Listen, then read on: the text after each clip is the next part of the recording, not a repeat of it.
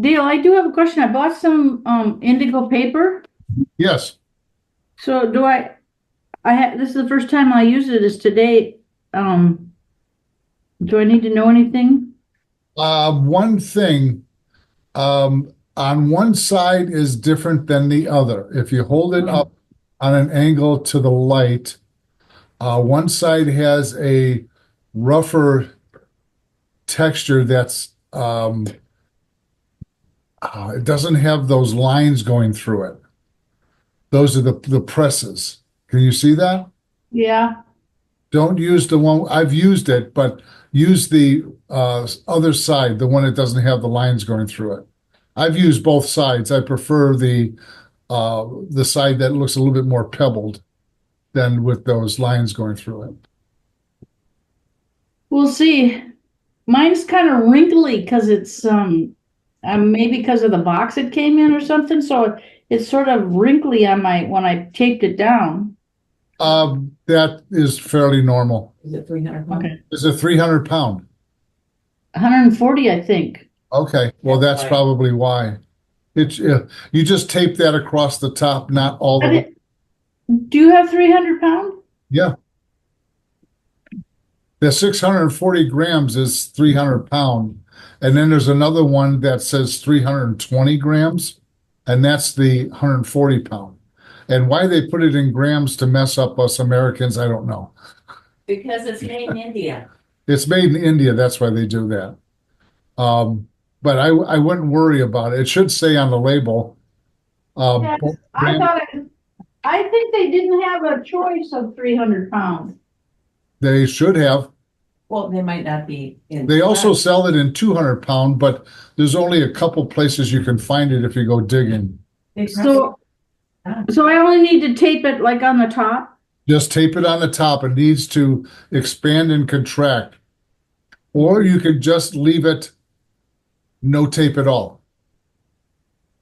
So I usually go with no tape at all when I'm doing that. Okay. Thank you. Yep, that'll be $1.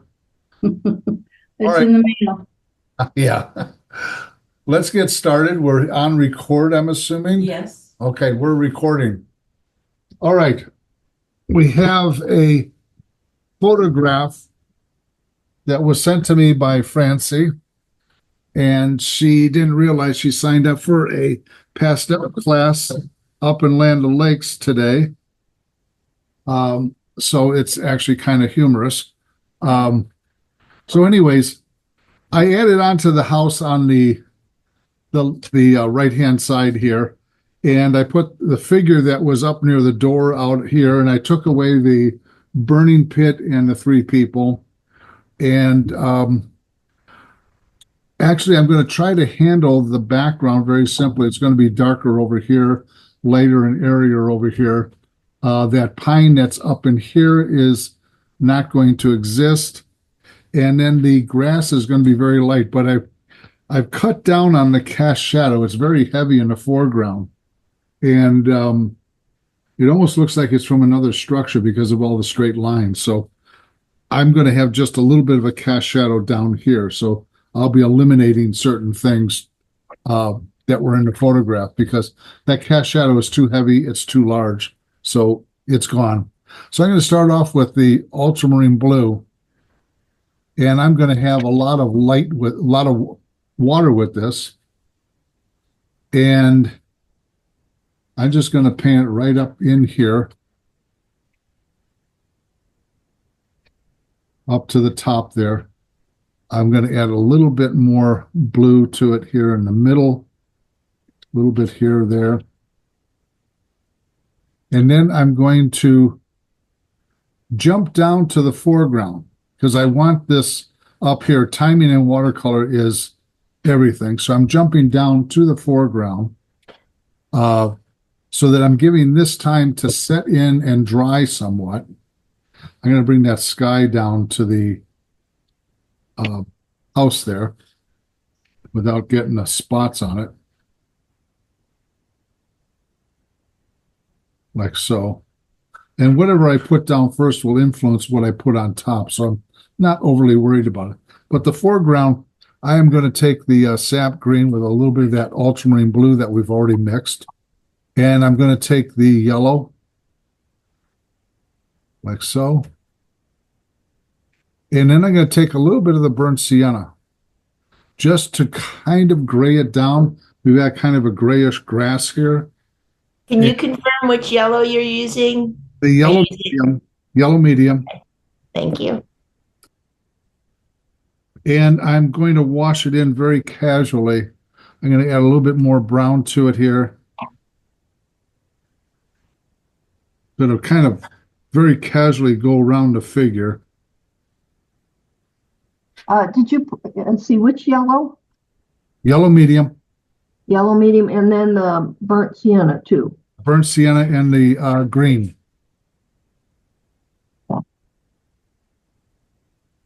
So I'm adding some of the burnt sienna in a little bit here, a little bit there. I'm going to wash it up into the woods here a little bit. And then very quickly, just a very light wash across the foundation. And across those bushes and so forth. And then what I'm going to do is I'm going to take the ultramarine blue with the green and a little bit of the yellow. And I'm going to wash in very casually the beginning of the cast shadow, just so that that kind of darkens up down here and all the light is up above it.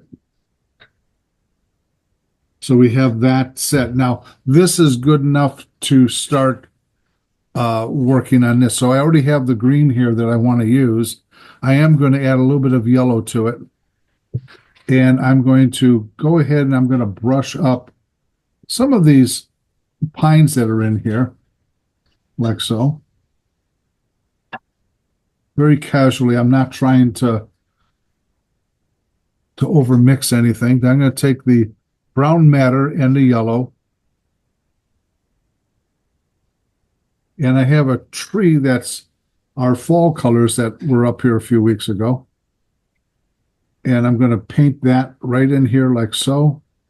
Allow it to mix or mingle in with the pines.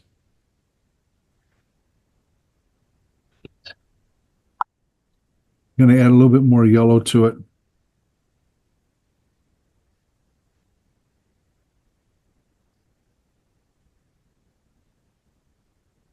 Then I'm going to go back to the green and the blue-green. So I'm adding green to the blue, a little bit more blue here. And then I'm going to darken in the lower part of the pines and bring it up into here a little bit so that it all falls together. Allow that watercolor to mingle by itself. Don't try to over control it.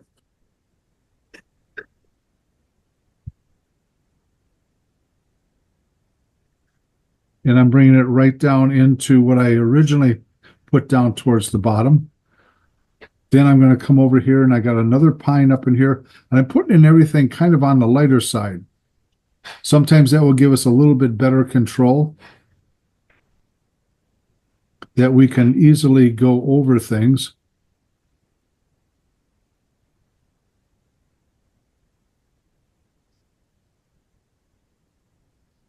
And right up into the wet sky, everything will remain fairly soft. We can always go darker. It's more difficult to go lighter. So I'm painting just around the house, and I'm going to grab the yellow here. And we have a little bit of a yellow tree back in here. I'm going to make it bigger than what is in the photograph.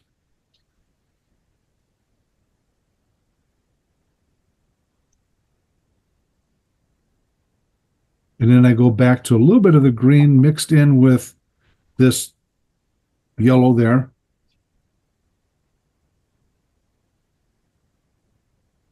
Because once we start making a contrast in the second wash, this will all come together a little bit better. Now I'm going to take that same yellow in the same puddle of color, dry the brush off just a little bit, and I'm going to put in the lighter yellow tree up in here. Leaving some of the white of the paper is fine because that will disappear as time goes. And then I'm going to go full hog yellow over here. Taking that yellow, mixing it in the same pot of color here. And I'm going to go ahead and I'm going to put a lot of yellow in here. I mean, a lot of yellow.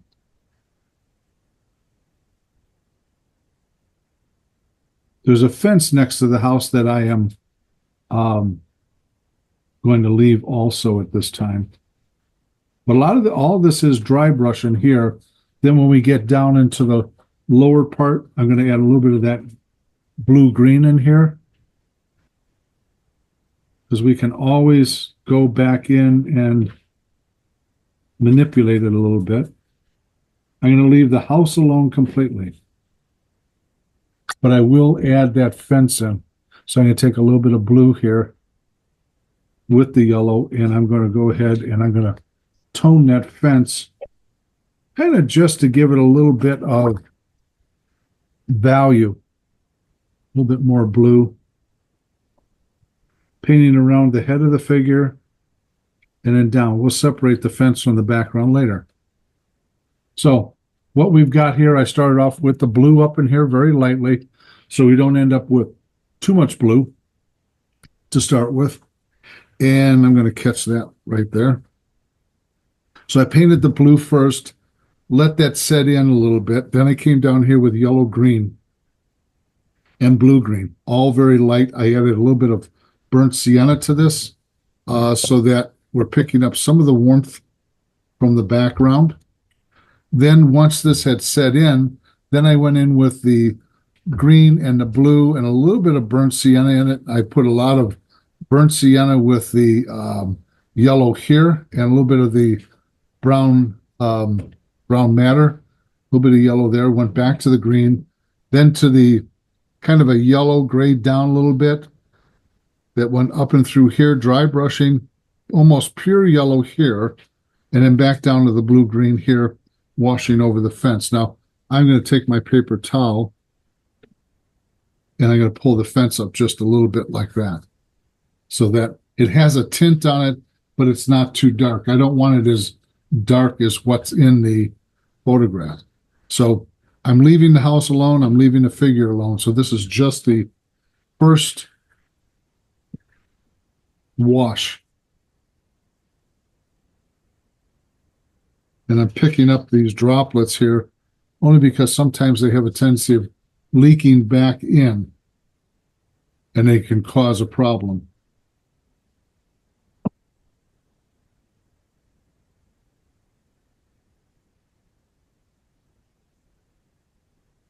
Take a picture. And I'll take a picture of this so that I don't lose that.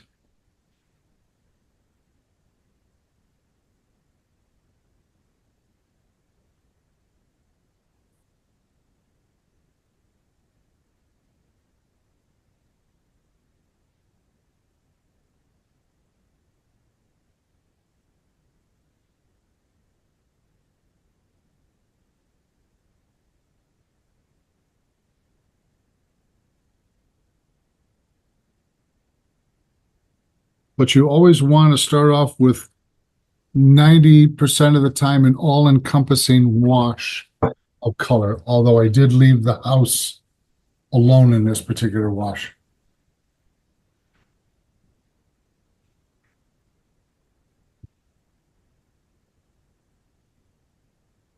Why did you do that?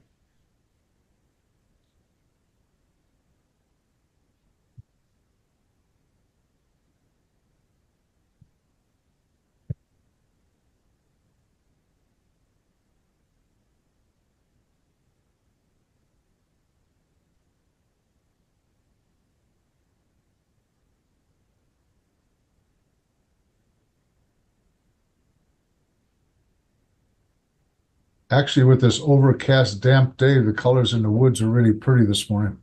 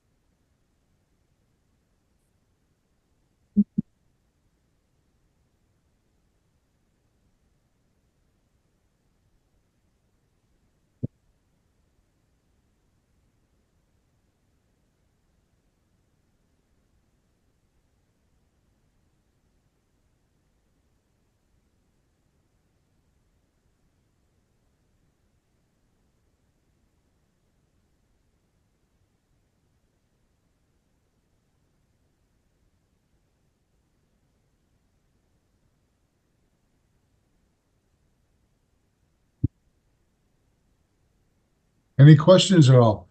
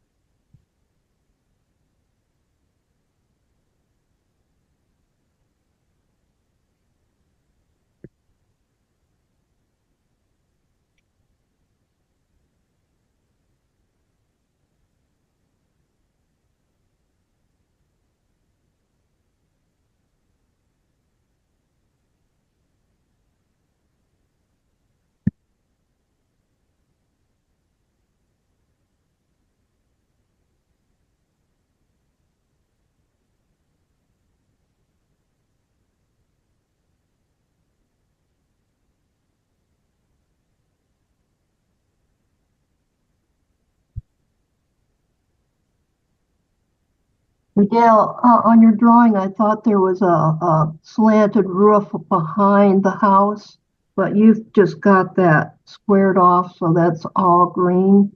Huh? On the other side. Oh, the fence? Yeah. Oh, is that what it is? A fence? So Just- there was, I thought there was a pencil line that went up, so I thought there was a roof there, but that's not No, true. it's just a fence. Oh, just a fence. Okay. We got low battery.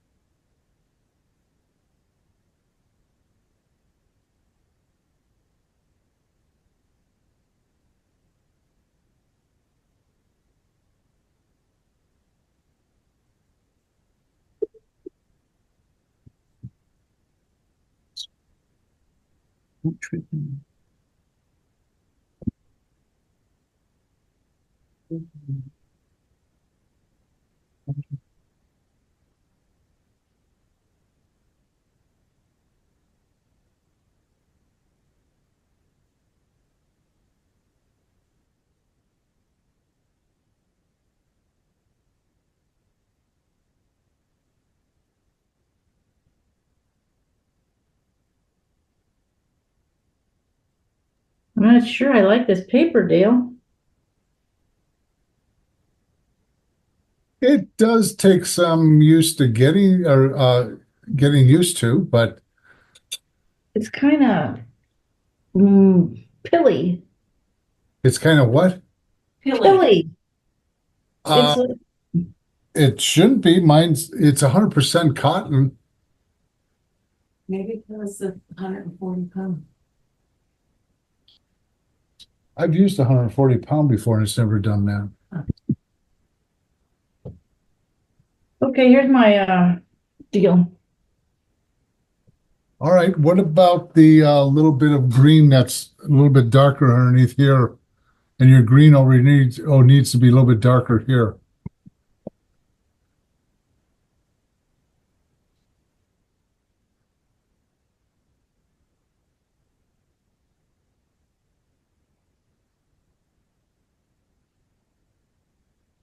If you have to, you can take your toothbrush and spray a little bit of water on it so it flows a little bit in those areas. There's a lot more green on the right-hand side than there is the left, though. I have more of a yellow green in here and it's a little bit darker here, but not too much.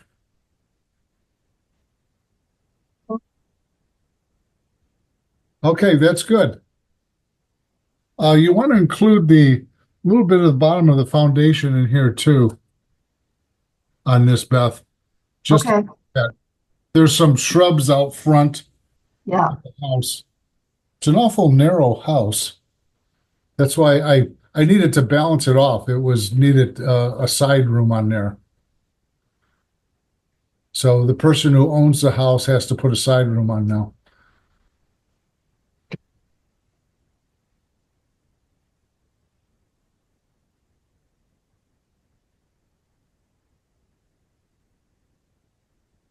And Marty, in January, when I do the 2-day workshop for Annapolis, I will be using gold iridescent paint on it also. They've asked me, which I already have some. Marilee, when I bought Core Paint, she ordered iridescent silver and iridescent gold. She says, you never know, you might need it someday. Well, I need it There now. you go. Yeah, no, I'm in November's newsletter, No. so yeah, we won't be in the same newsletter. Darn. But yeah, it's funny, isn't it? No, it's just you can't even tell. It's I just put a little of that iridescent gold on the sun. I said, okay, that's it. Done. Well, I'm going to test drive it once to see what it does. It doesn't do much. Well, in that tiny little sun, I guess. Yeah. I even tried doing a little pastel on it, but I don't know how much gold do you want, really?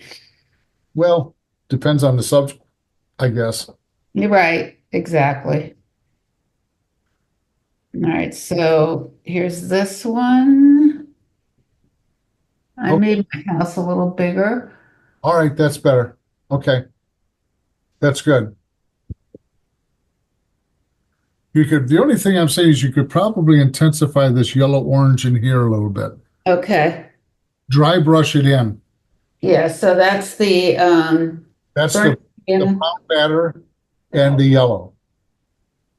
the which one? The Brown matter and the yellow. brown matter and yellow. Okay.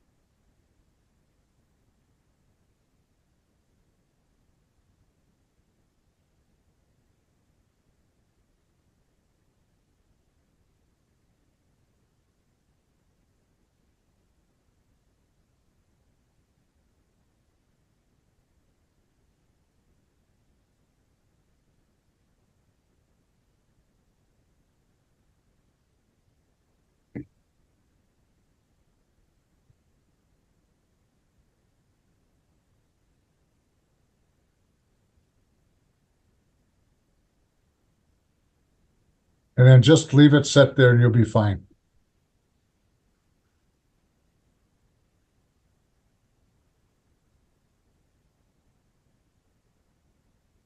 How are you doing, Janet? Don't shake your head no. Did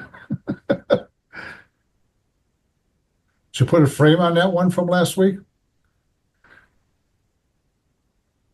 Well, tell your husband to get to work.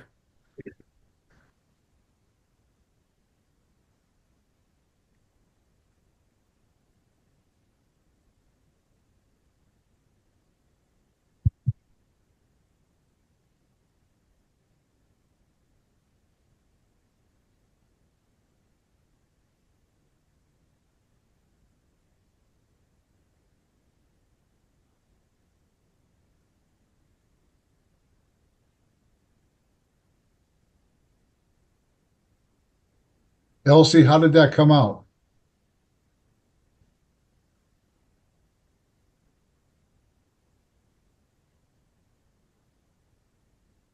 All right, you're fine. That's good. Thanks.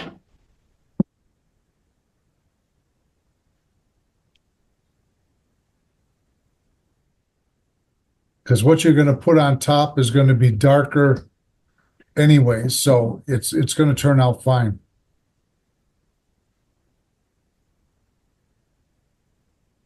You hope so. It will. Come on, where's that confidence level? No, no, no. Think of it as like a good golf game.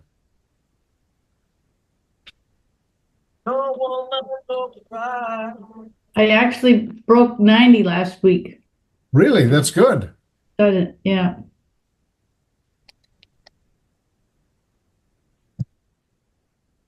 I'm going to be in a tournament this weekend, and only two ladies showed up. Myself and a 17-year-old who has a handicap of 4. And what's your handicap? About a 28, 22. Well, that's probably mine in golfing. Probably higher. You just turned my lights off. I'm sorry. How do we turn on?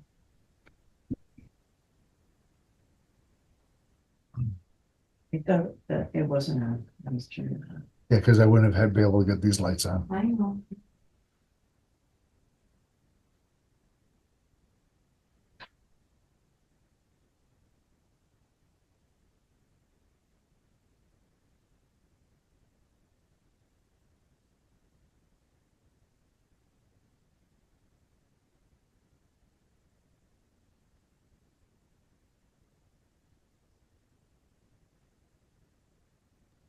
So Dale, you haven't cleaned your palette. Are you using those colors in the second wash? No, I'll be cleaning my palette. Okay. I was just looking for my paintings from last week. I don't know where they went. I had to redo my studio because we moved furniture around. I couldn't tell you where the paintings went to. They have to be in your studio.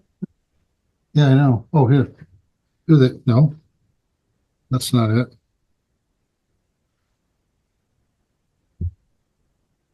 Huh.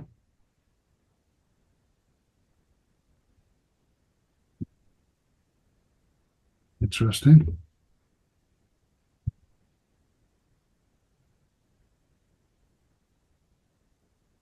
Oh, here they are. This is what last week's turned out to be. So I added quite a bit more detail to it. And then this was the second demonstration I did that none of you have seen yet. No, that's not true. That one person saw it. Well, one person saw it, yes. And this one is not done yet, but this one is finished. No, I saw the pictures. I just didn't see the video. Ah, okay. when I was staring at mine trying to get around to finishing it, I saw a door at the end of the path. I thought I could put that door in there and it would open up to Narnia or something. It did, but you got to click 3 times with your heels. Okay, I'm done. All right, let's see what you got, Janet. Okay, good. All right. You're fine. All right. Let's see what we can get going here. The house is kind of a grayish color, roof and face of it, and the chimney and all. I'm going to keep it kind of a grayish green so it goes with what's going on around it, but I'm not going to paint it exactly, which I never do anyways. So what I'm going to do is I'm going to start with tinting the house in. I'm going to take a little bit of the blue and a little bit of the green here. And I'm going to take it, I have a little bit of yellow down here. And I'm going to add a lot of water to this, kind of get a grayish green going. And I'm going to tint the house in like so. And I'm going to add a little bit of yellow to the base of it.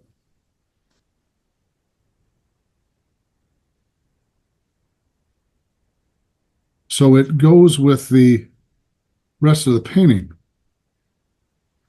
Because it feels like it's sticking out a little bit too much. Like so. And what I'm going to do is I'm going to take my paper towel and pull up just the bottom of it here. Not worried about the windows or anything else. I just want to get a body of color on it. Why I didn't do it the first time around is that everything would have bled in on it. So that's why I didn't even bother attempting that. So I'm going to go back into the background here, and I'm going to start. In fact, what I'm going to do, so I eliminate, just let that sit there a little bit, and then I'm going to take a paper towel, and I'm going to wipe up the dampness that we now have a tint on the house. It's not the white of the paper anymore. So I'm going to take the green here with the ultramarine blue and a little bit of the brown burnt sienna, a little bit more blue. There we go. And I'm going to take a little bit of water. I'm going to move that. I want a little bit more green in it. I'm going to move that down a little bit, and I'm going to dry brush this on. So we got warmer boughs of the pine tree here up towards the top because it's receiving a little bit more light. Then I'm going to take a little bit of blue here and add that to the bottom, dry brush it back on, and I'm going to get this a little bit darker as it comes down.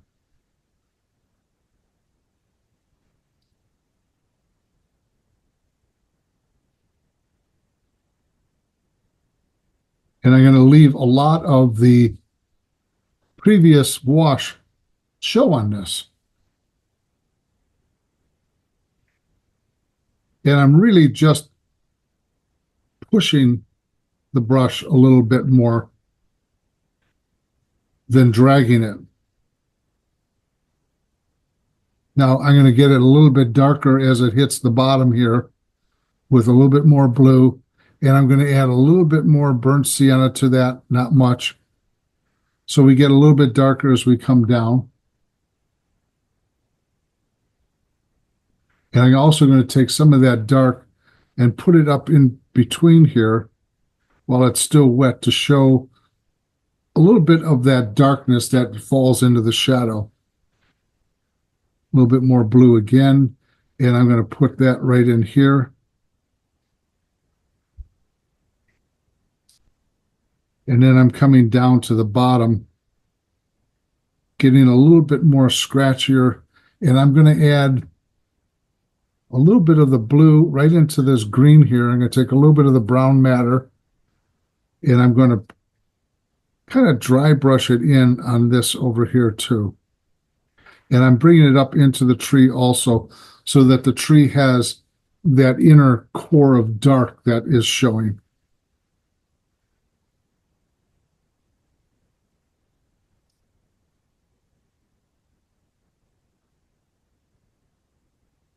And I'm going to take a little bit more brown matter, mix it in here to warm up that dark just a little bit.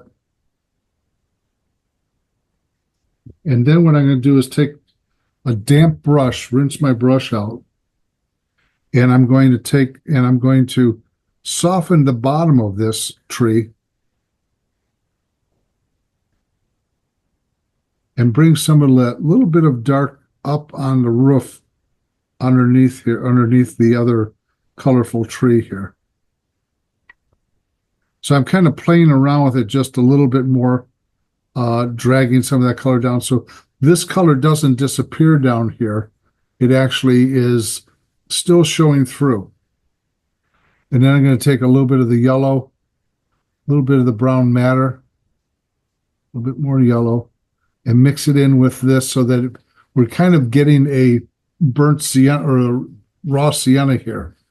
And I'm going to dry the brush off, and I'm going to add that into the bottom here. I'm getting rid of all the white paper that's showing through, and I'm going to dry brush this into here. Rinse the brush out, take the damp brush, and manipulate it a little bit.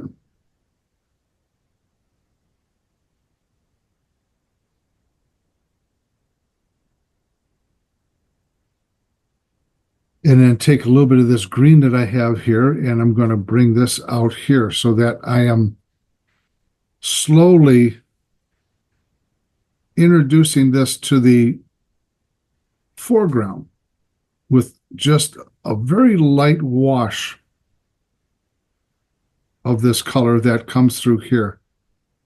And I'm going to bring it all the way across to the figure very, very lightly, like so, so that we have a little bit of that color bleed going into there. Now, while this is still wet, I'm going to pull out the trunk of the tree right here.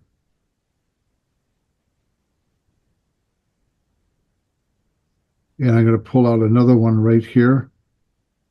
So that the reason why I'm doing it when it's wet or a little wet is that it will remain on the softer side. Now, I'm going to take that brown matter again and the yellow.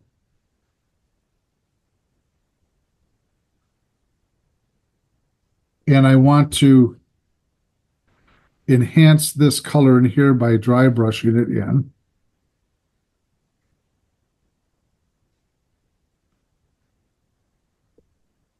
A little bit more yellow. I'm going to be very careful going around the building at this point.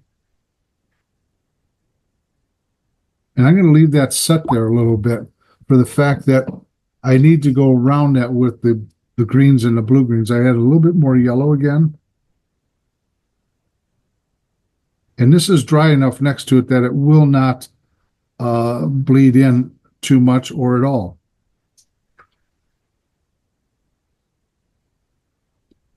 Now, I'm going to jump across to the other side here, and I'm going to take this yellow,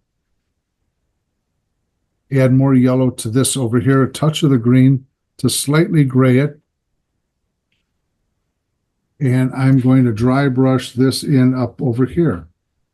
So I'm letting that sit there just for a bit.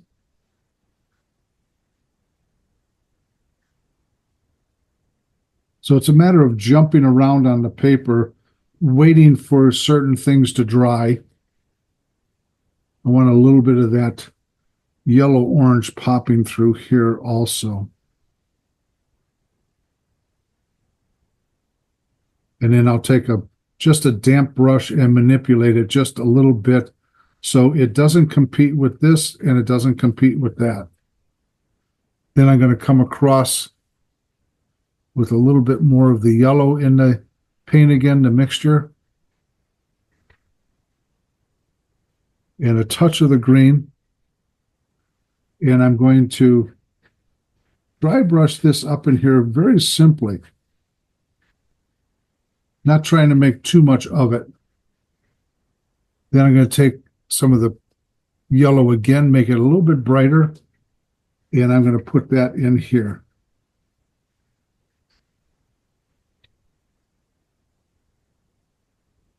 And then I will start adding the green off to, or the blue-green off to this side by taking this color I had previously mixed, add a little bit more green to it, and I will paint the pine trees that are behind it. A little bit different fashion than what's showing in the photograph.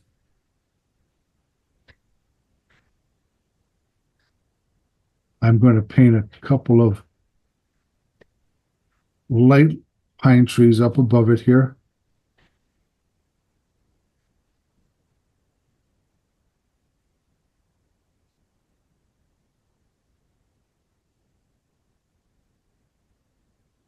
I'm going to take a little bit of the blue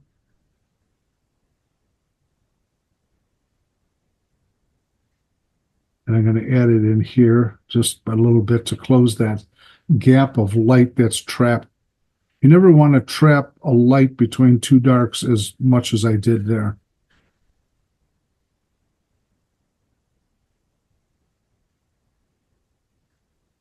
And I'm being very casual on the trees behind the house. I don't need to have them bold or defined too much because they'll come forward on us.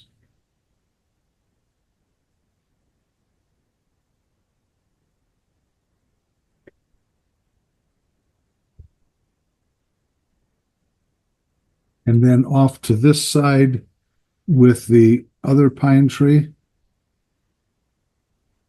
Again, keeping it in the background, not too much attention to it.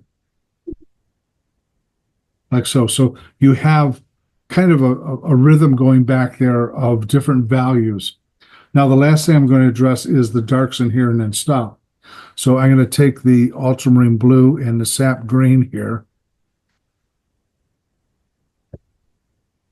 And I'm going to mix a little bit of the burnt sienna with it. Not that much. There we go.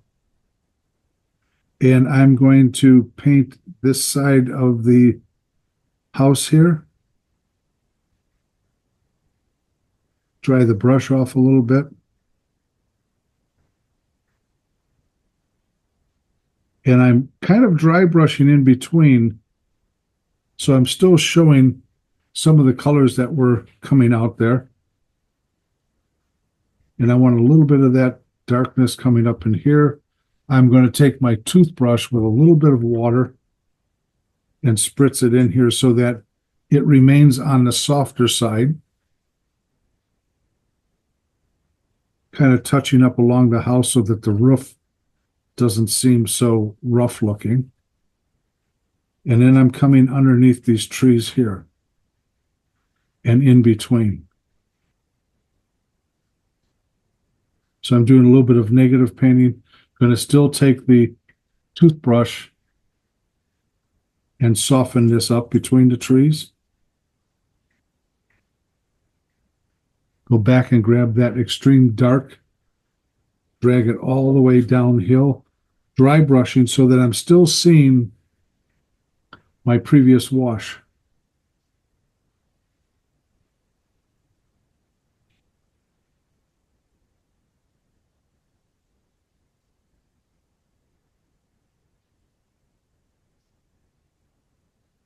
And I'm going to bring some of that dark up in between here. Actually, this house belongs to a student I have up here in Land O'Lakes occasionally. She lives not too far from Land O'Lakes. And Francie has the house next door, I guess.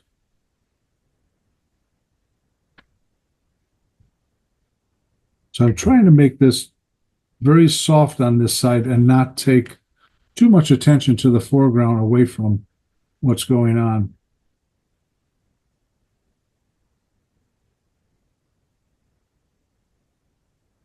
So this is kind of a pine tree in the background here.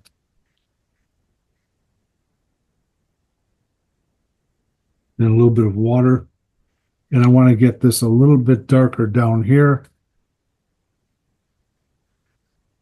So I'm adding a little bit more blue to the mixture. And I want to kind of come in here and make this a little bit darker.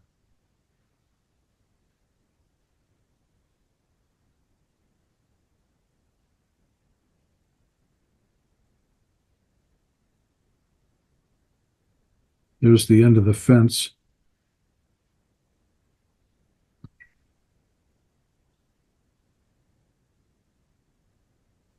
And then the last thing I'm going to do is I'm going to grab the straight yellow on the toothbrush and intensify this just a little bit more. And then soften the bottom with a little bit of yellow and water at the bottom here.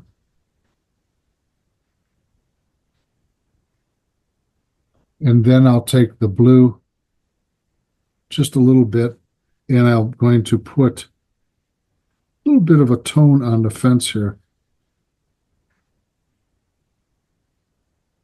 just to push it back. And the very last thing I want to do while it's still damp is take my 1-inch brush and I want to pull out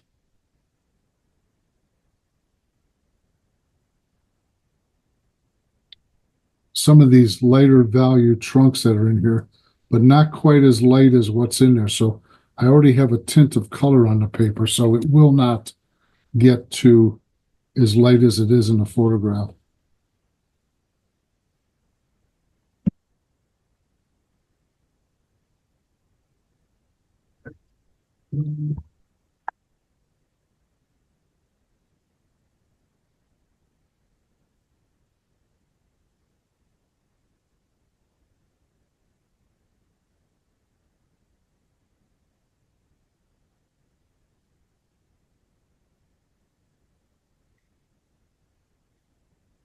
And I'm going to put one smaller tree over here.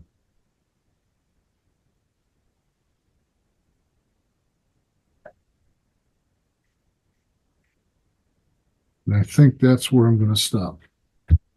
So what I did is I came up in here and mixed up a blue-green with a little bit of the burnt sienna in it and warmed it up here, cooled it down here. I took almost straight blue watered down here and allowed it just to kind of go in. Then I took the yellow with the burnt sienna and a little bit of the green, and I washed this color in here, which are nothing more than the pine needles and the leaves gathered there. And then I came across and I came over here and I added more of the yellow. Then I went back and I added these lighter pines in here in the background. Then I came underneath here with the darker darks. I could probably scratch out a few of these lighter lights in here.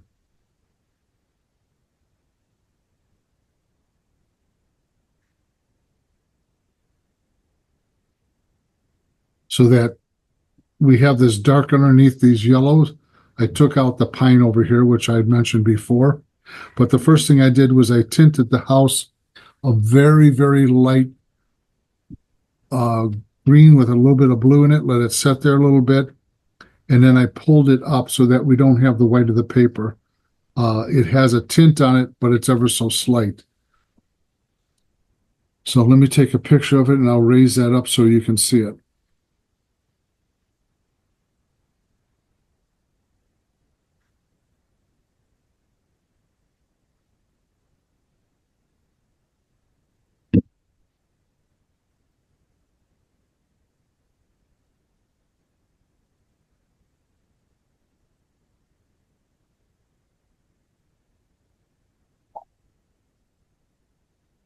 I'm going to clean my palette off and go rinse my sponges out.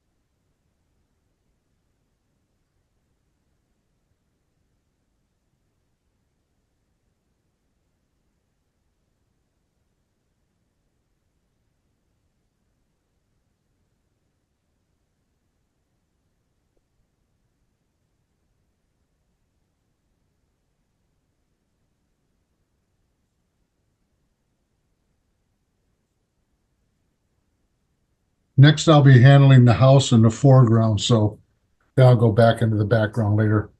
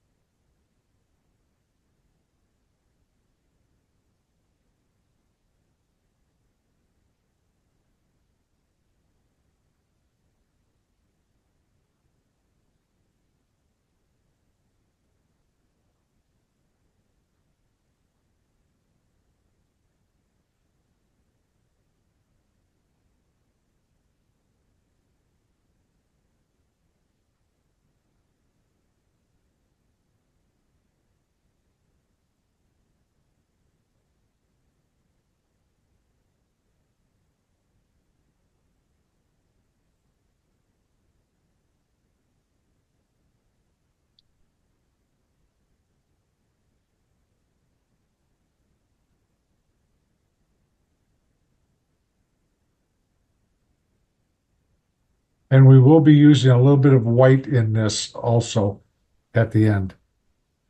Some opaque paint.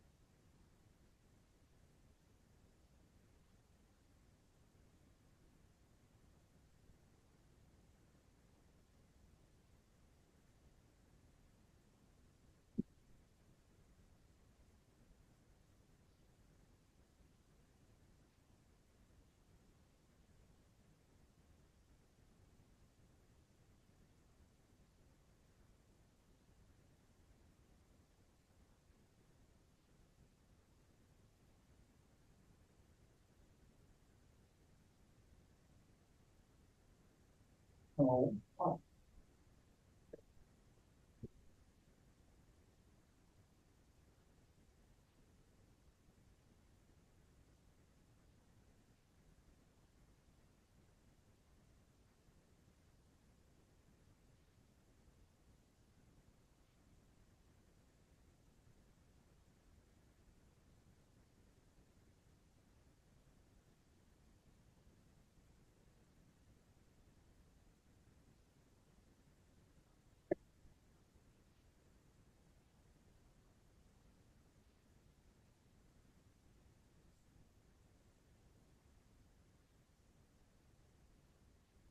Any questions? How we doing? Where you at?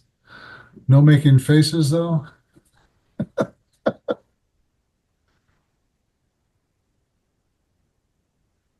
When I asked, almost everybody made a face.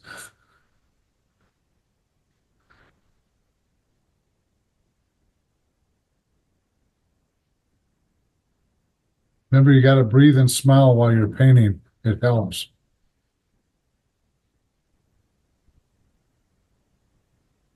I think my Chinese brush is like way too old and way too thick, so I've just ordered some. The new ones are really quite good. Uh-huh. I had some old ones I had to throw out a number of years ago. Yeah, this one's terrible. And it's only one that I have, and it's like really wide, and so I'm really fighting a losing battle here. It doesn't come to a point anymore, I take it? It's got a point, but it's kind of a thick point. Oh, okay. I mean, it'd be good if I was doing like a really big painting, I guess.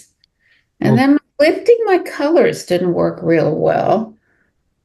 My lifting of the tree, maybe it got too dry. I'll show you. mine was a little damp. Okay, move it over. You see it? I don't know. Wait, where are they? There they are. See. All right, well, we still have opaque white we can use in a translucent form. There you go. Yeah, see, I love the way your yellow comes up, and I guess I didn't have enough yellow because there's no yellow there. I had a little bit more yellow underneath it. Yeah, I like that yellow. Mine is just green. The Some, second time around will be better. oh yeah. Sometimes if you have, like I'm using a 50-year-old brush on that. It's a 1-inch ox hair. But Okay. sometimes one of the few times I'll recommend getting a synthetic brush. Yes, I think the synthetic does lift better A little bit better. because they're harder. Yeah. And I have an old oil painting brush I use for lifting, but I have to be very careful on this paper because it's very soft. Yeah. I went through the paper the first time I used it Uh-oh. That would be sad. vigorously as I would on the arches I was using at the time. Right.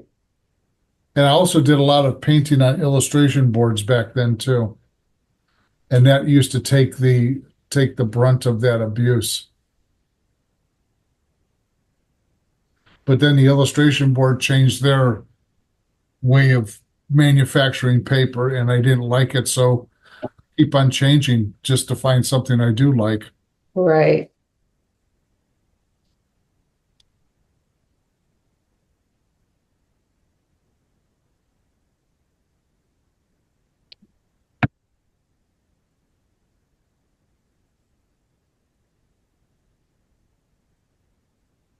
Okay, Beth, that's good. Stop.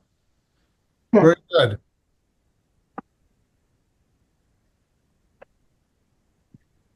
Don't play with it. Okay, Put your brush down, sit on your hands, and smile. okay. Yeah, drink your drink.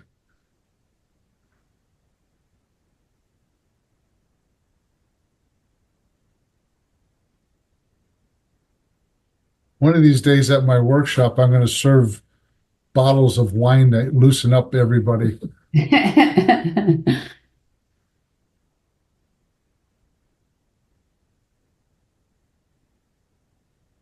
I had a student that in my studio class back in Indiana, she taught third grade, and the kids that transferred in from Chicago with, oh, they were knocking down some of the Inner old, city old city down there. And, they gave them, vouchers. vouchers to move to Indiana. Well, these third graders were bringing in knives and threatening her. And she'd come into class with her hair ripped out practically. And I says, "Is it wine night?" So I'd sip wine and she'd loosen up and kind of relax a little bit more. She finally retired. She said, "I've had enough." Yeah. Some of the parents were coming in threatening her on top of it. They got We're trying to teach the kids manners. Yeah, good luck with that. Yeah.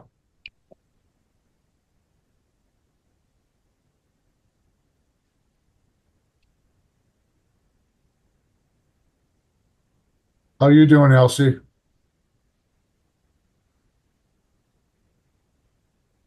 Oh, I'm slow today. That's all right. You could be, it's coming along fine now. Your tree's off to the right-hand side of the building. Very nice. Thanks. Janet's all dressed up for Halloween with her skulls on. There you go.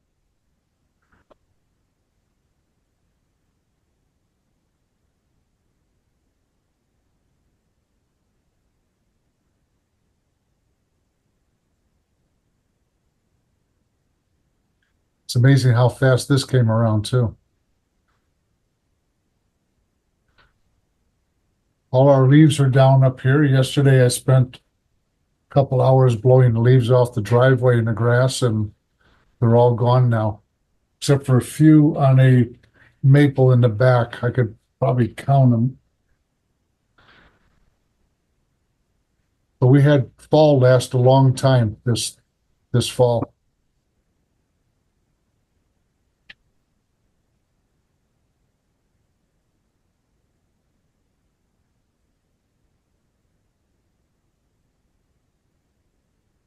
Plus it came a little bit later too.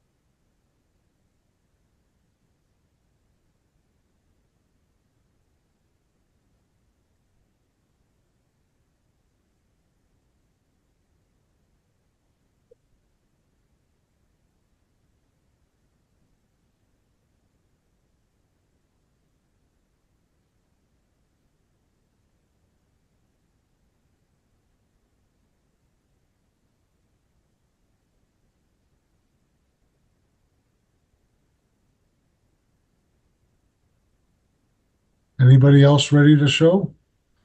So I don't want you to overwork it.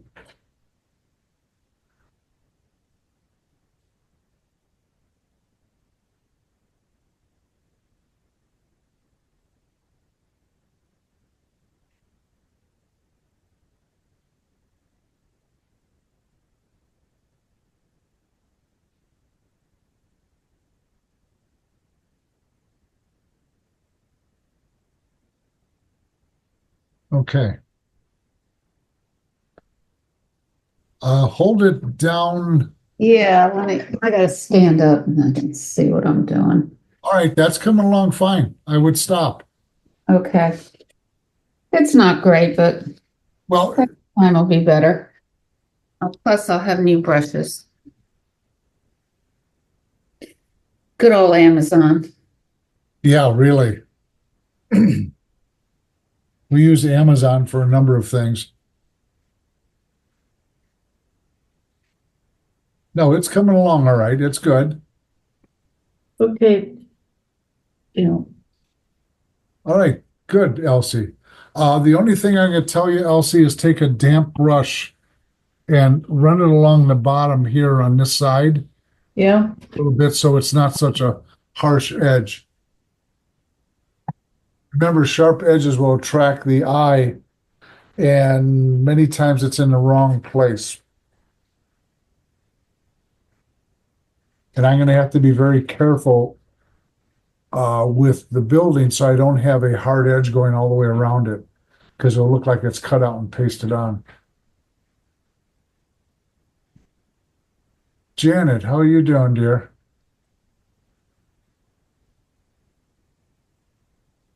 All right, you're there. Good. All you got to do is pull out. Yes. Don't overwork it. Don't overthink it. All you got to do is pull out the tree trunks. All right, let's get started again when Marty comes back.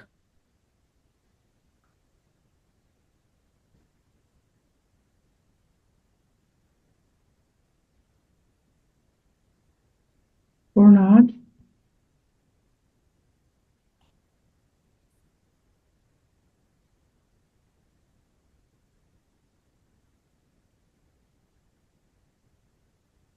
And I'm already collecting my rivers, rapids, and waterfalls for next spring at Dillman's. We're going to do a little bit more rock renditions.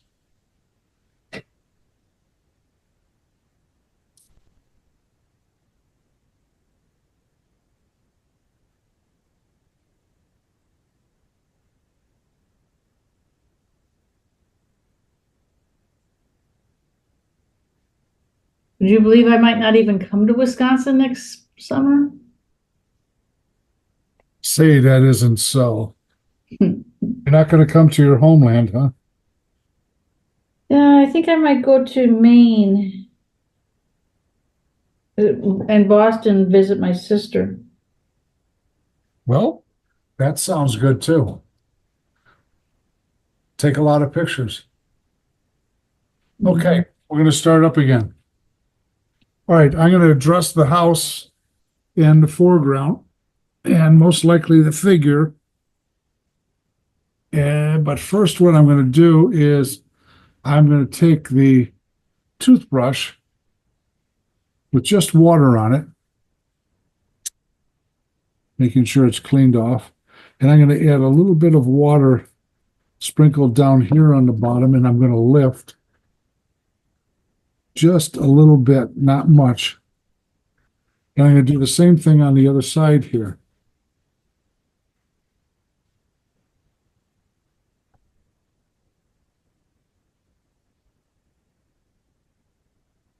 Just to bring a little bit more form into the shadow, just a little bit.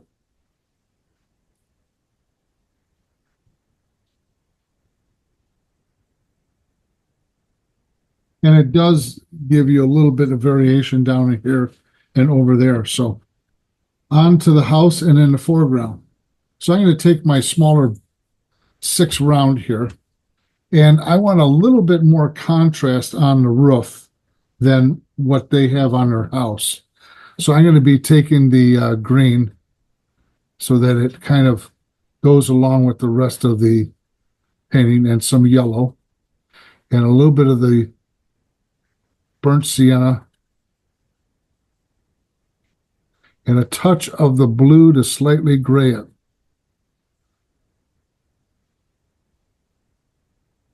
So we're getting kind of a raw sienna with a little bit of green in it. That's why they call raw sienna convenient color. You can actually make it. You're going to add a little bit more burnt sienna to that.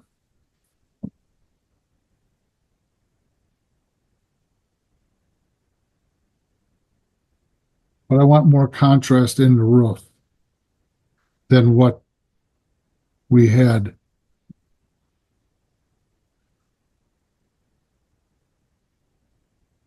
And I'm taking a little bit of every bit of color I've mixed up and put it in there just so it's not a flat color. I'm painting around the trim.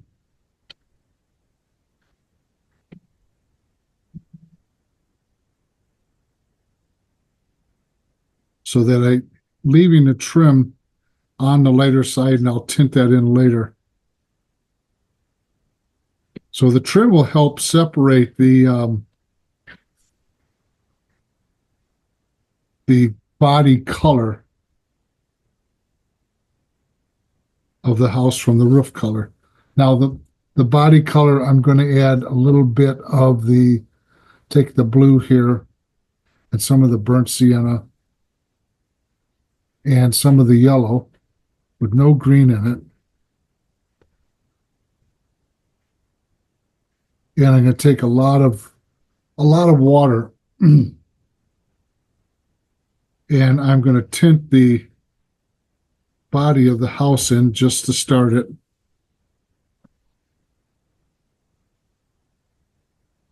I just need to get rid of that real light look of the house first.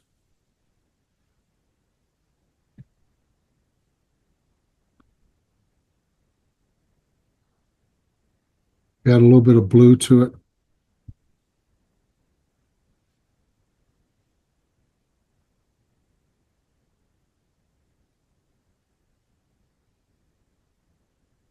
You're using blue and A little bit of blue, a little bit of yellow in it with the green.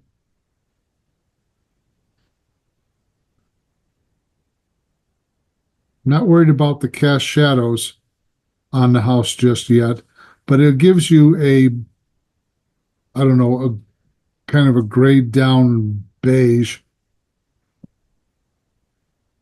And I've got to work on the roof a little bit more. I am going to take a paper towel and pull up just a little bit of it so it's not too much of the other color. And then what I'm going to do is take my Chinese brush and I'm going to take a little bit of the green, mix it to what I had up here and add some more water to it. Dry the brush off just a little bit, and I'm going to dry brush in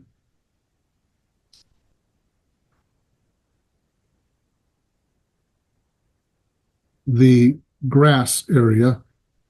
I don't want that to supersede the background. And while we're at it, we're going to add some of the shrubs into the foreground here.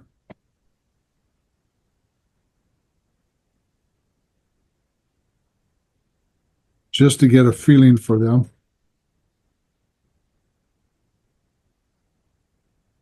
And go back to the grassy area.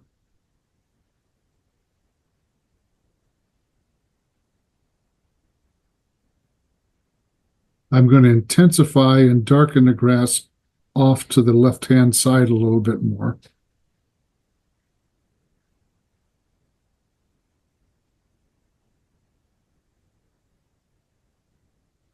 And then I'm going to add a little bit of burnt sienna to it to warm it up. Looks like there's a lot of pine needles off over there. just dry brushing it on.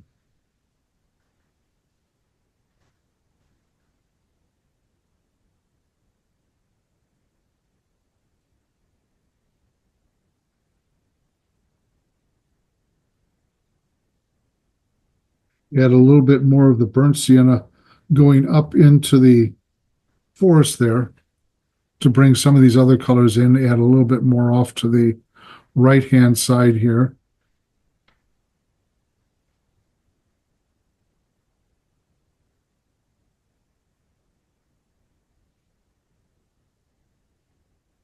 I'm not going to play with the shrubs too much. I will add a little bit, but not a lot. And bring a little bit of the light burnt sienna up into the grass up on the right-hand side. Then I'm going to take the green and mixing it right in the same puddle of color, the green and the ultramarine blue. And I'm going to start by adding some of the green down in here, a little bit more blue down here in the corner. And I'm dry brushing it all in so that it has a little bit of texture to it. And I want to add a little bit up in there. And I'm painting around this path that I put in. And I'm going to bring a little bit of that dark in on the other side of the path here, just to denote where the path is at.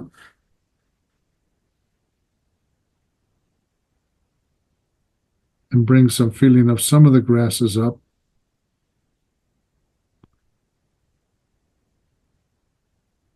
But the cast shadow that's in the photograph is really quite heavy. That's why I've been kind of dancing around it.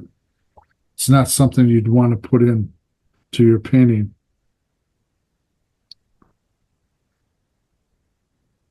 And then while we've got that wet, I'm going to take some of the ultramarine blue, mix it in with the green a little bit, and put this in the foreground here.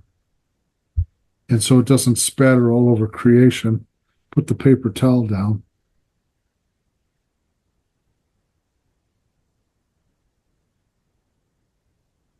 This way I'm allowing the house to dry a little bit. So we've got some texture there.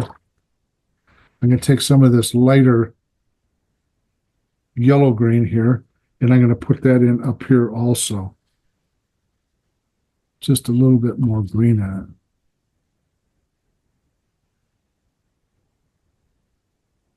So the grass has texture in it, but it's not overly stated, because then we can get ourselves in trouble.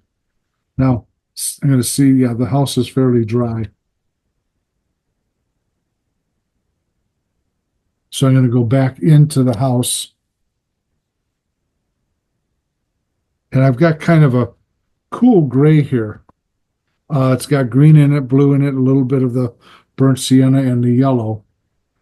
And I'm going to paint the body of the house a little bit darker. It will dry lighter than what's in the photograph. Add a little bit of warmth to it with the burnt sienna. And I'm coming over to the main part of the house here. I'll put the cast shadows on later.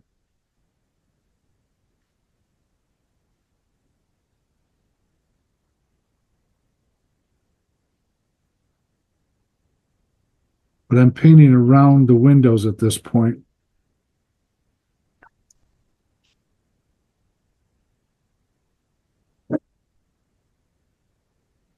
And this will give the house a little bit better contrast than what is in the photograph. If I was doing a house portrait, I would probably be following the color a little bit more. So up here in the peak, you got a nice window up there.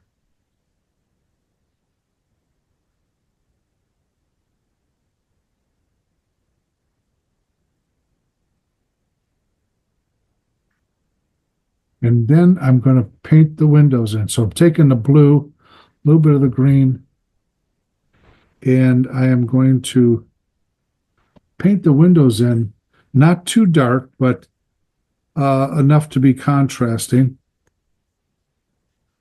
I'm going to add a little bit of warmth to them.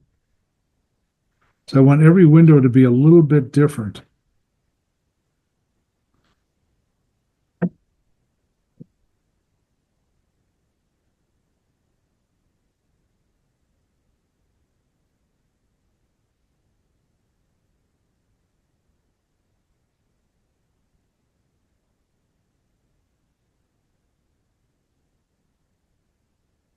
When you have a series of windows, you want to give it a little bit of variety so that it doesn't, they all don't appear to be the same.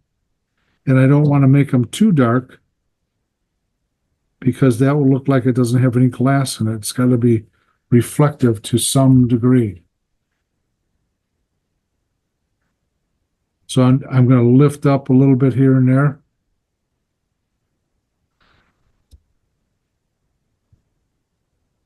But after it sets there just a little bit.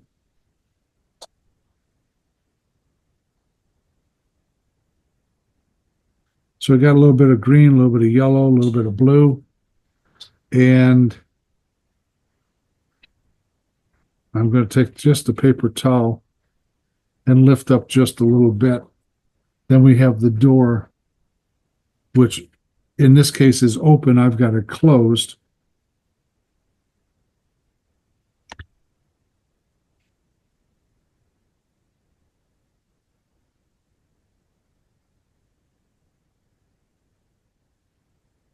And I still have this window back over here to do.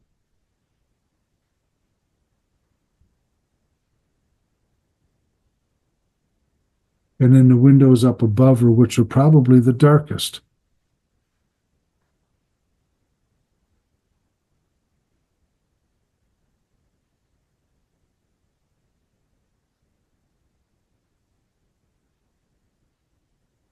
So this is a little bit more tedious in here, but not too much. And then I'm going to make the chimney more of a brick color. And then attach a cast shadow to it. And then pull up just a little bit of it like so. Now, I'm going to go in and get this person put in here. I'm going to take some ultramarine blue, and this is going to be very casual. We don't want to overwork.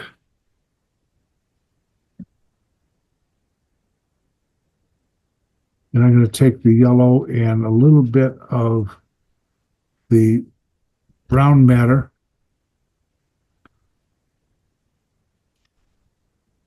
And I'm going to be very quick on rendering this.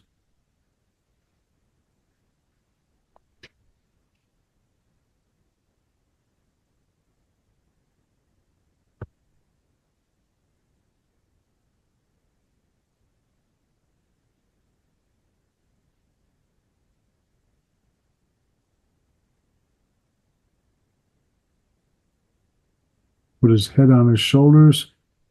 I know he has white hair in the photograph, but and then put the cast shadow in for him.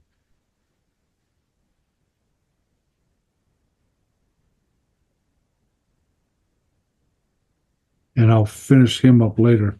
Now the house is set. I'm leaving that alone for right now for the fact that it's damp and the final detail I can put on later.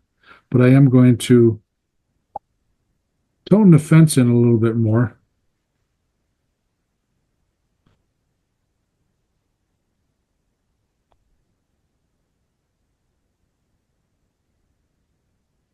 Like so.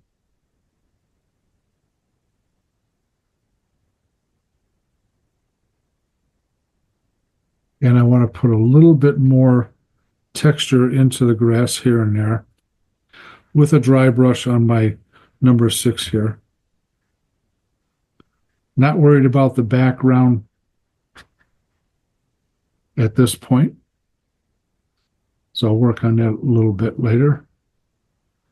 And I think that's where I will stop at this point. So what I did is I sprayed a little bit of water in here, a little bit in there, lifted, and then I started with the grass in this area here around the house, adding the burnt sienna down towards the bottom. I'll work on the bushes later. And then dry brushed in the grass and then added a little bit more burnt sienna down here, dry brushing, leaving some of this go. Then darker down in the foreground and kind of working around the path that's here. It helps break it up just a little bit.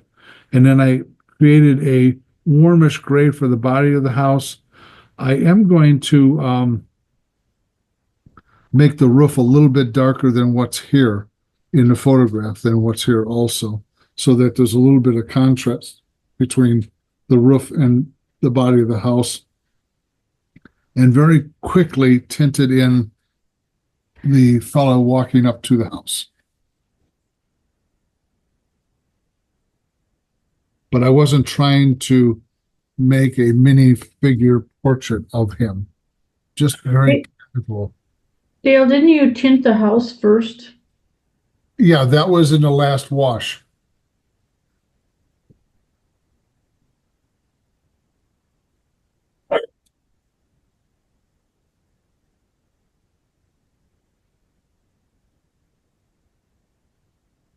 Once I get the cast shadows on the house and a little bit more showing, then I can work into the background very quickly to show you what I would do with the gouache and a few more darks. Because I'm trying to play one value off of the other and not pay attention to what's in the photograph. If something is too dark, I might make it a little bit lighter or vice versa.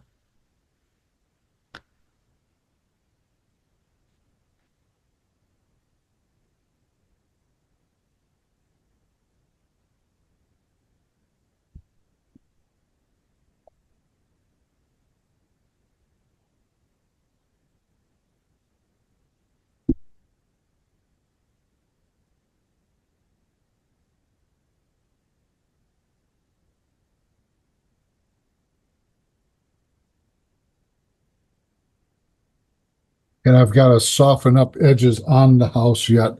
It's a little bit too stark.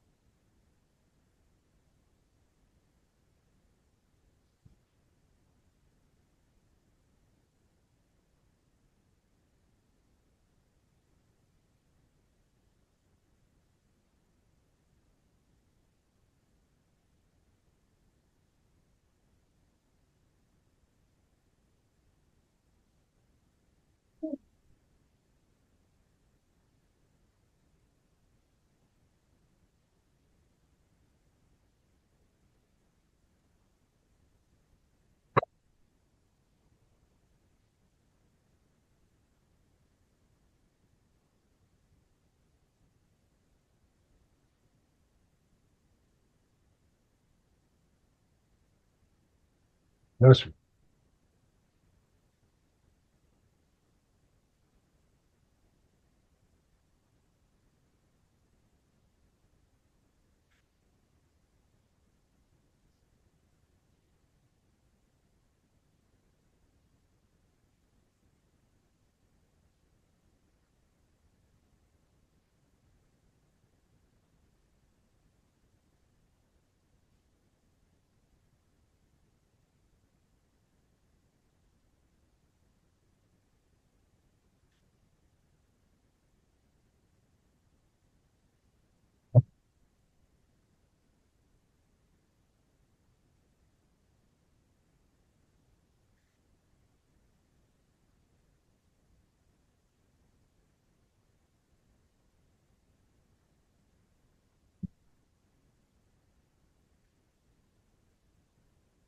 Yes.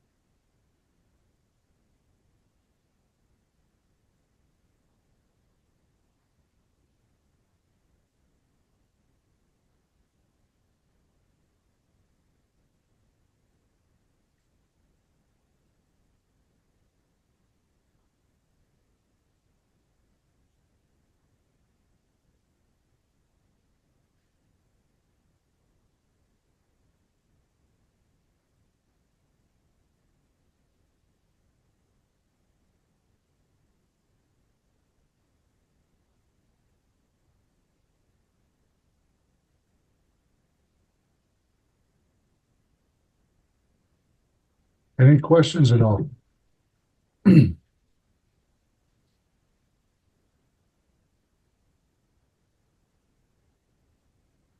No questions. Any answers? I've got plenty of those, Dale.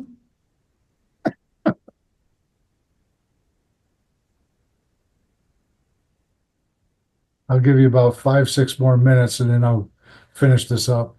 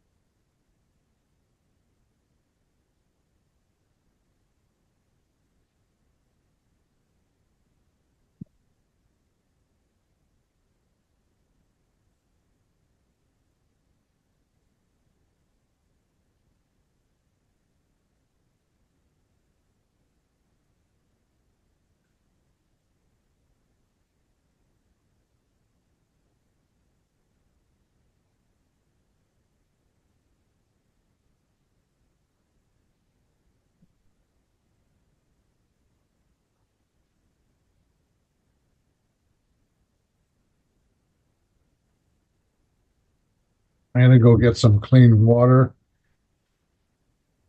Put this down lower here.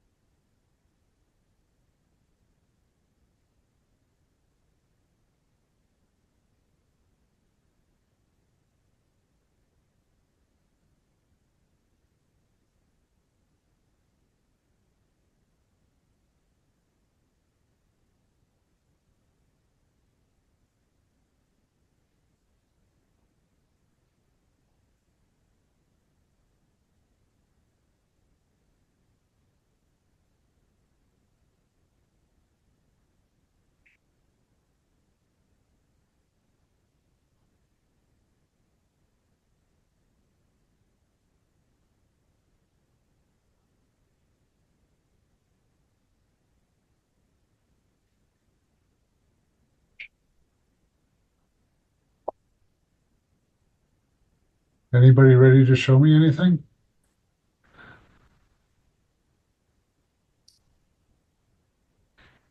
Okay, good. I like the contrast you got going. I'm gonna do some of that. That's very good. It's okay. I'm looking forward to doing it again. Well, I'm gonna be changing the color on the roof. I'm gonna go green. It needs more contrast. I would not myself have the same color of the house as the roof. Hey, Dale. That's good. You could Mhm. dry brush a little bit more in here, and this up in here, you can spray this with a little bit of water and pull up a little bit so there's a little bit more texture. Okay. Okay. And Beth, that's coming along nice. Good. In fact, you got your roof a little bit on the green side, which is Yeah. good. And that leaves us with, okay, you still have work on the house, but the rest of it's coming along real nice. I like that. Okay. Let's get on the road here for completing this. And the first thing I'm going to do is I'm going to tint the roof in, get a little bit more done to the house, go to the background. So I am going to take the smaller brush here, and I'm going to grab the green with a little bit of the yellow and some burnt sienna and a touch of the blue. So we've got a little bit more of a greenish roof. I'm going to add a little bit more green to that. And I am going to tint the roof in quite a bit more green.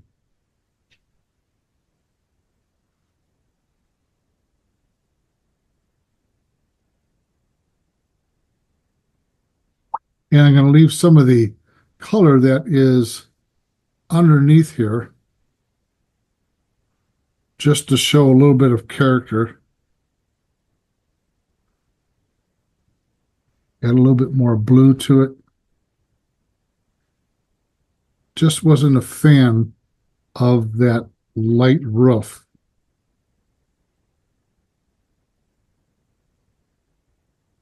So I'm making sure that the roof has change of value a little bit more than what is showing on the photograph. It looks a little bit flat to me.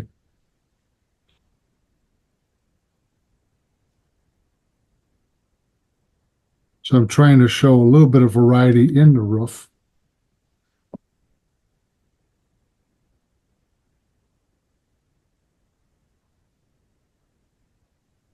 Then I'll put the cast shadows in and adjust the windows as we move through it.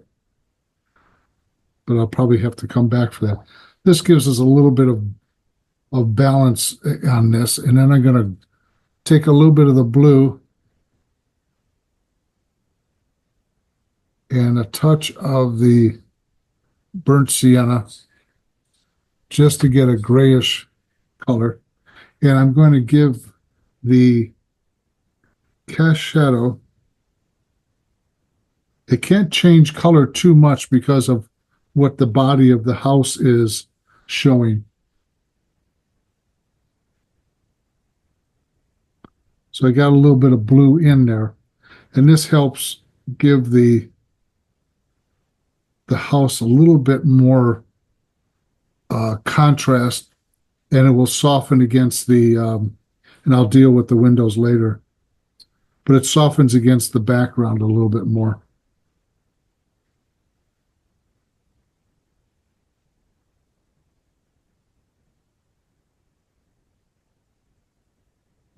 Because there just was not enough character in the roof itself. And I'm going to take a little bit of the burnt sienna and a little bit of the brown, and I'm going to work this into the chimney to get that a little bit darker.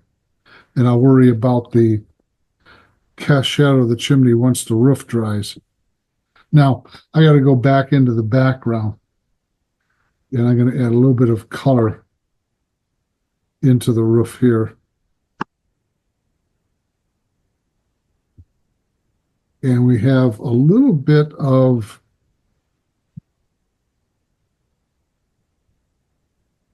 we need a little bit more dark over here. So I'm going to take the ultramarine blue, mix it right in with this, and I'm going to start putting in some darker, deeper values into the pines. And I'm going to work around the trunks of the trees a little bit. And again, still keeping some of the lights that are underneath there. But dry brushing it in very casually, not trying to cover everything again, but I am going to show a little bit more depth in darks on this.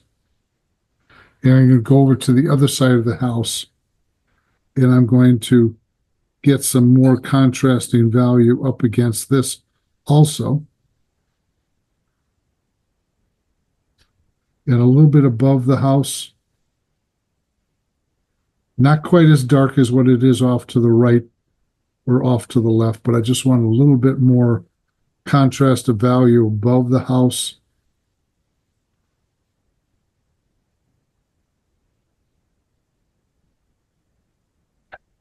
Show a little bit of form that's up here.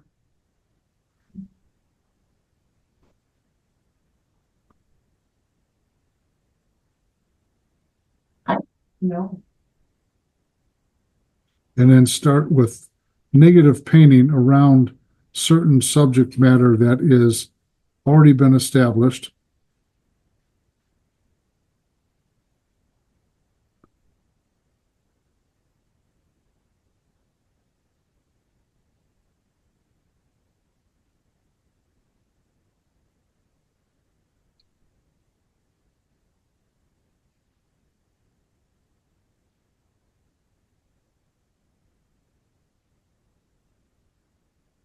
So the house now is starting to blend in a little bit better. It doesn't look so stark.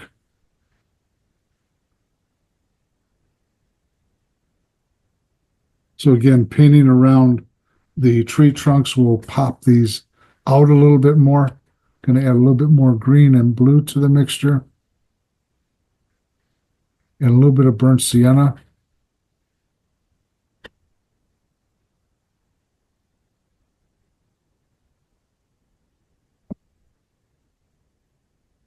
Using the side of the brush in a dry brush manner, I'm going to bring up a pine tree right in here.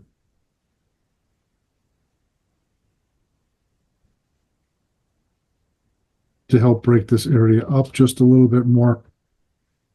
Then I'll deal with the lighter value trees in a minute. Put a little bit of character into the fence with some brushwork.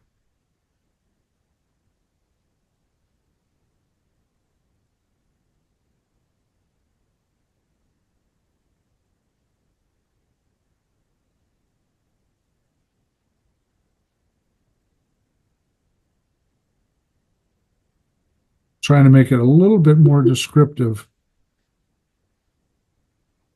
on the darks. Now I add a little bit of burnt sienna off over on this further left-hand side.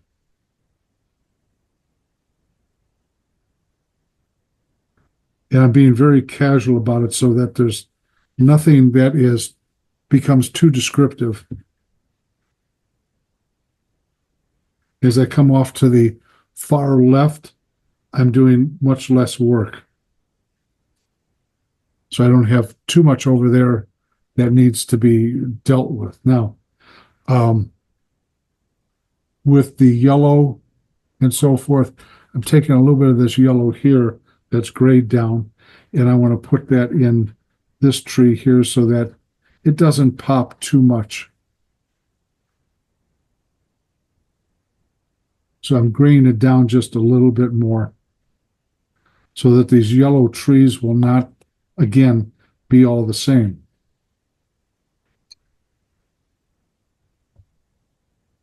Then what I'm going to do is I'm going to show a few more lighter stems right in here. They're not going to be as light as what these are, but they will kind of show up a little bit more. And I'm going to take a little bit of straight blue here. And I'm going to add a little bit of accent of color here. And then manipulate it out. A little bit more there. And I'm going to add some to the doorway here.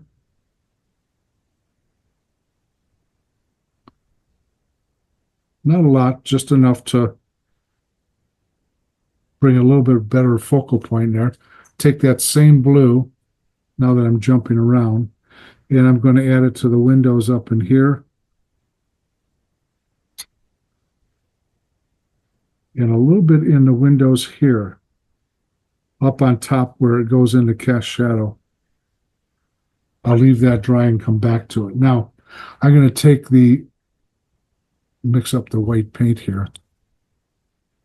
I'm going to take the yellow, quite a bit of it, and I'm going to take a little bit of white. And I'm going to dry the brush off like so, and I'm going to come across some of the yellow, come across some of the paint that's darker, and I'm going to add a little bit of detail in on this. I'm going to add a little bit more yellow with a little bit more white. As we go up the tree, it's going to become lighter. Dry the brush off just a little bit more.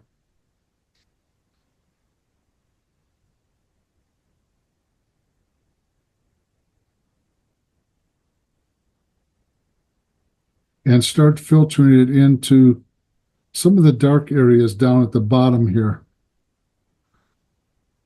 to help break that up just a tad more.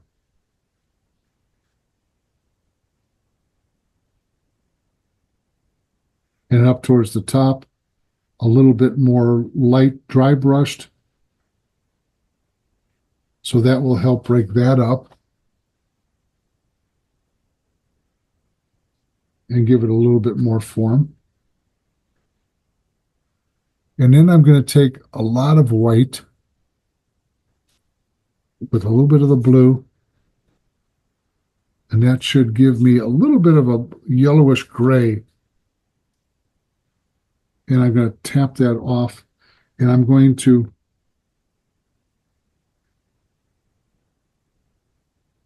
bring that into the trunks of these two particular trees, weaving it in and out of the pines a little bit, or the leafy area.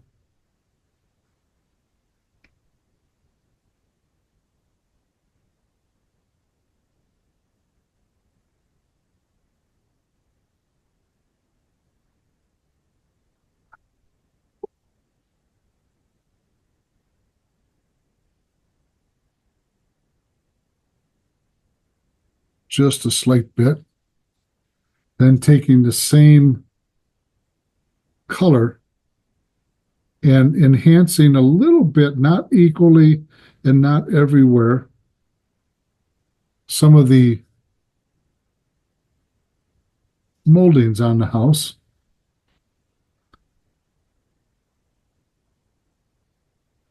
I don't want it to look perfectly architecturally stiff, if I can call it that.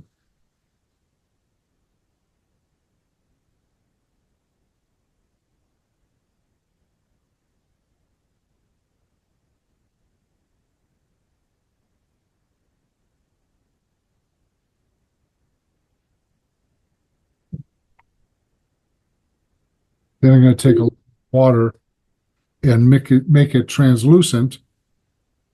And I'm going to add a little bit of light to the fence up in here. A little bit to the tree here. I'm going to take the toothbrush with straight yellow, and I'm going to spritz it on here to give this a little bit more punch to it.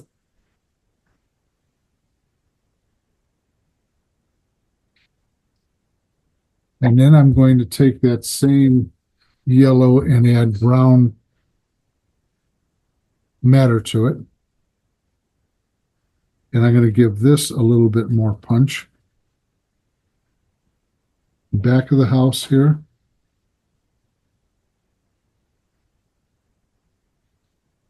And the one alongside the house.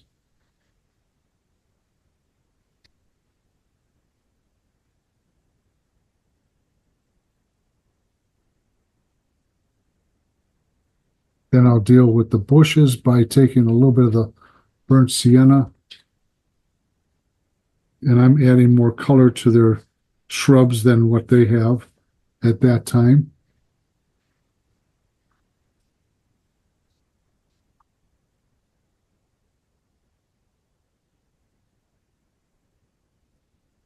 Taking a little bit of the blue, and I'm going to add it to these windows.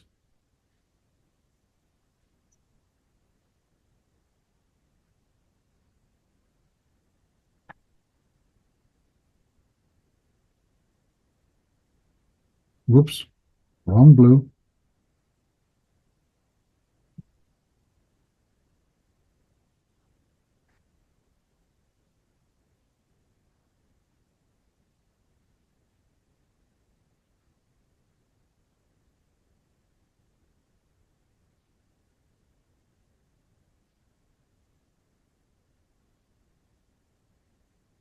And I'll straighten out the windows in a minute.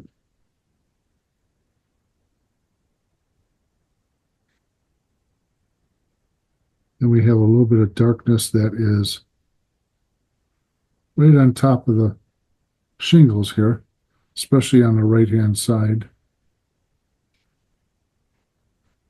Underneath the chimney, cast shadow.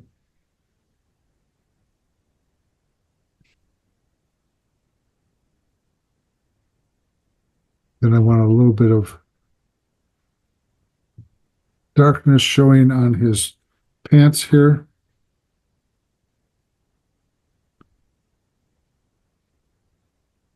And I want to punch up the color on his shirt. So I'm using straight brown matter.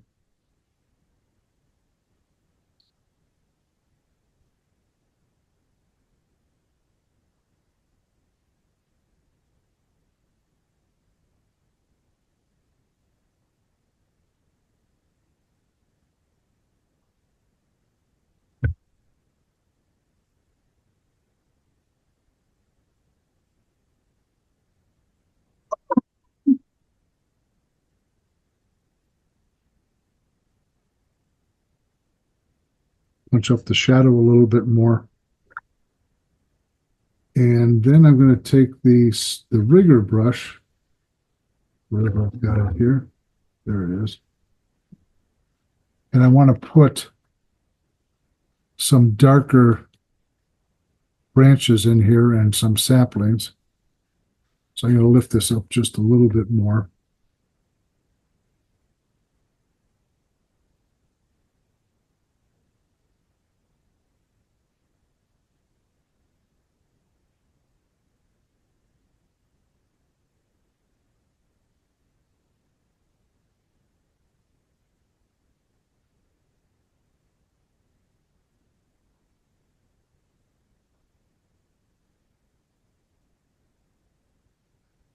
And then little accents of dark underneath the windows here. That's receiving very little light. Like I said, I'm keeping the windows quite a bit more casual than I would if I was doing something architectural.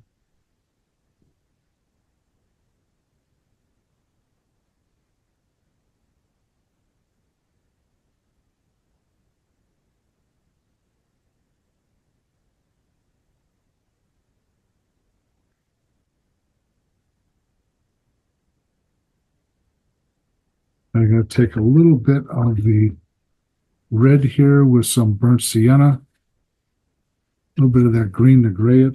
I'm going to add a little bit of texture over here and over here and a little bit in front of the house, just ever so slightly with some of those shrubs. And pick up my drips.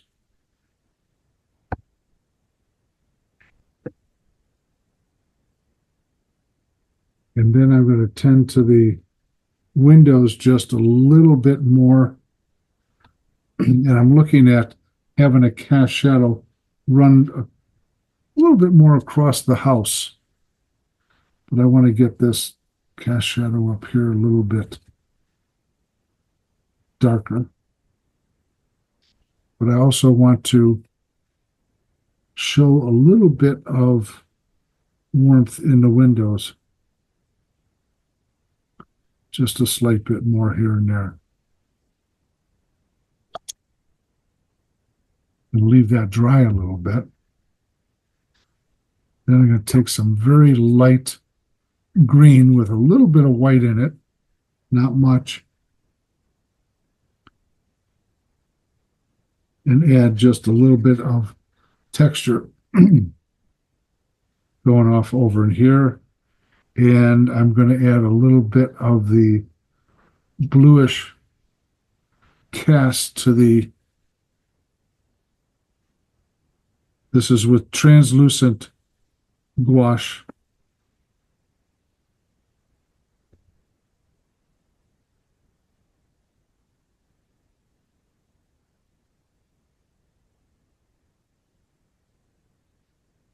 Trying to see what else I need to do to the house. This has got to have a little bit of dark right underneath the eave.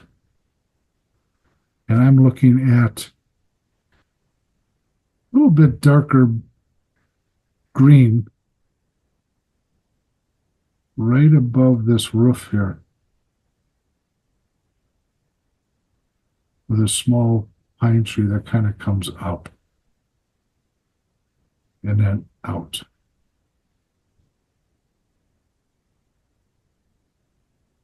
And then I'm going to tint these windows in a little bit darker. Just a little bit here and there.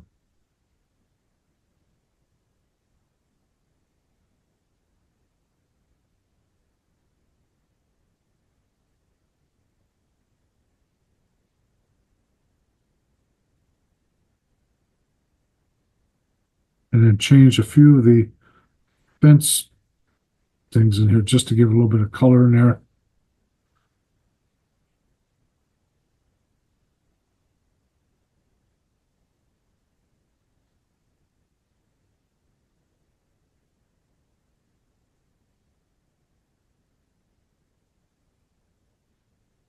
And I think a little bit more of the yellow with white in it.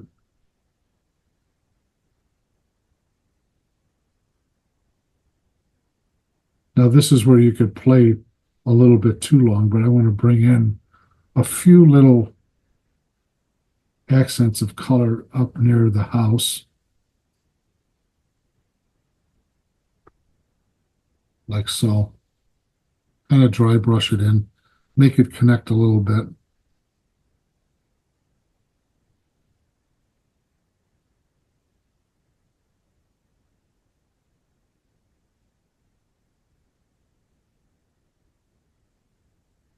Bring some of that yellow down to the ground so it repeats a little bit.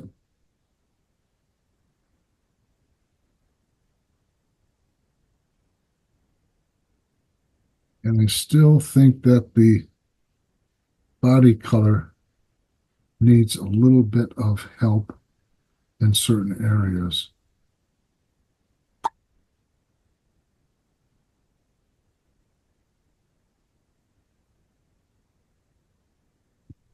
So I'm taking and breaking up the house with a little bit of cast shadow on it.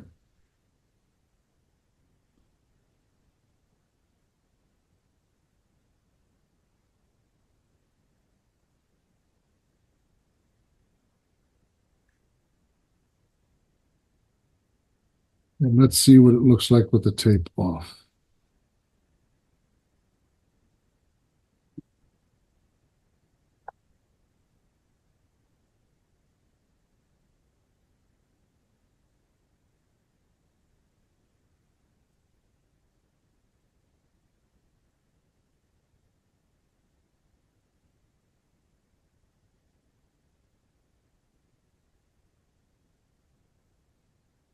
The house looks quite different from the photograph, but I didn't particularly like it all being that one color.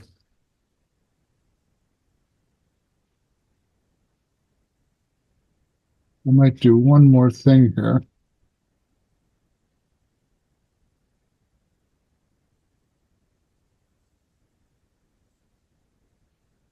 The figure's casual enough.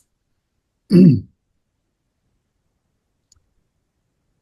trees are staying back. They're not too much of a taken away from the house. But I think we need some feeling of some smoke.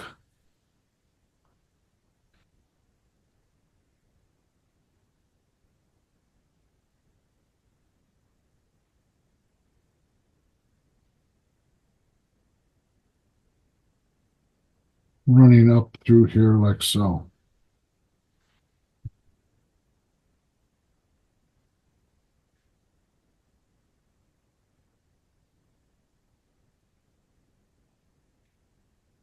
And I can make it look more correct in a second.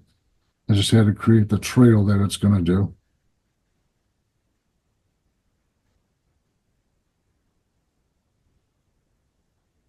And I'll take a little bit of the white with this bluish gray color with translucent, and I'll just sort of fuzz in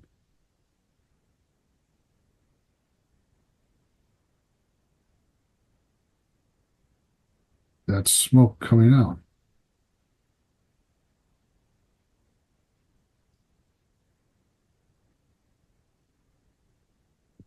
Plus the trees up in here and just let it drift.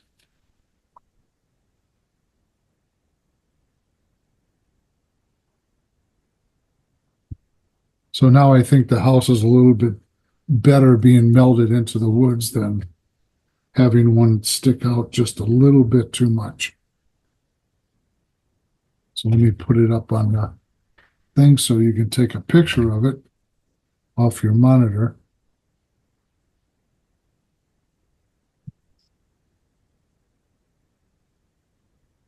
That way the house has a little bit of every color in it, even if it's soft.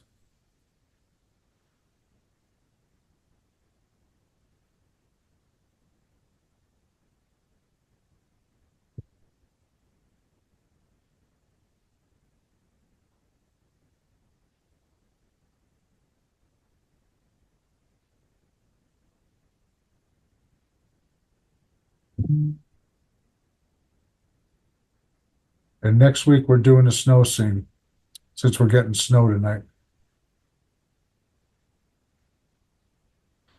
Brings back old times, huh, Elsie?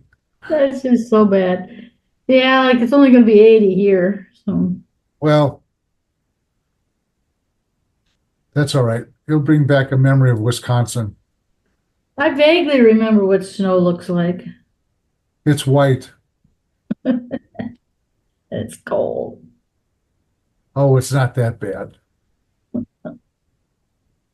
Thank you. This was great. Have a happy Halloween. You too. Don't go trick-or-treating without your husband. Okay. Thanks so much. See you All right. next week. Okay, have a good weekend, everybody. Take care. Bye. All right, bye-bye. See you, Dale, Merrily. All right. Take care. Okay. Go golfing. I am. There you go. Bye. Thanks, Dale. All right. Got a lot more work to do, but thank you. Okay. Bye. Bye-bye.